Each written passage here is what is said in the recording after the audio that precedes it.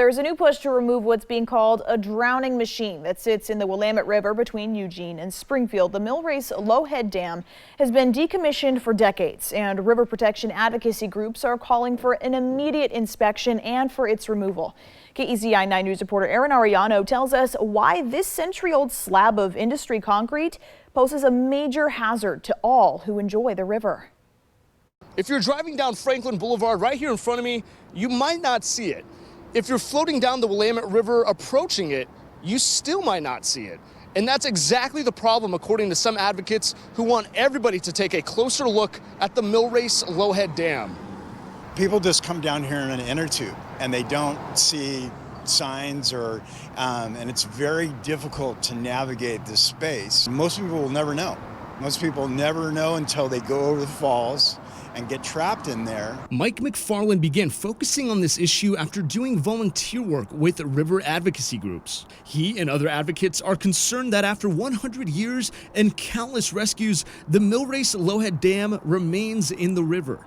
This is a very dangerous place in the middle of two very populated urban areas. His biggest concern, warmer weather and riverside development, bringing more people to recreate in the water. Newcomers enjoying the river for the first time may not know that this is one of the most hazardous obstructions in the Willamette. So says Lane County Search and Rescue coordinators. The way that water flows over a Lowhead Dam, it causes hydraulics and it causes currents that can be really hard to get out of.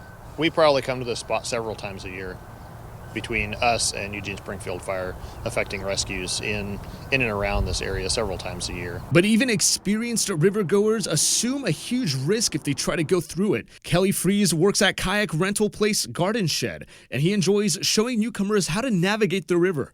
He says the amount of rescues and accidents that he's seen due to the Lowhead Dam is too frequent. I've seen paramedics pulling people out on chain gangs. You know, it's a whole row of paramedics out there, and they're assisting someone get out of the water that's been sucked in. I've seen two people down there at the same time, like struggling to help each other out, like boats flipping in the water, two people down there at the same time, like trying to grab onto something and grab onto each other. The only way to get through it, this extremely narrow opening on the far right. If you miss it, you can be in big trouble.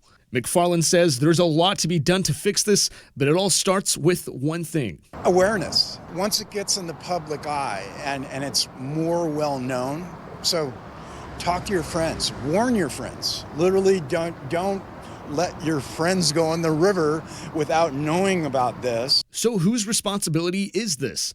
Coming up at KZI 9 News at 5 p.m., the complicated search to figure out who is in charge of the Millrace Lowhead Dam. Reporting in Springfield, Aaron Ariano, KZI 9 News.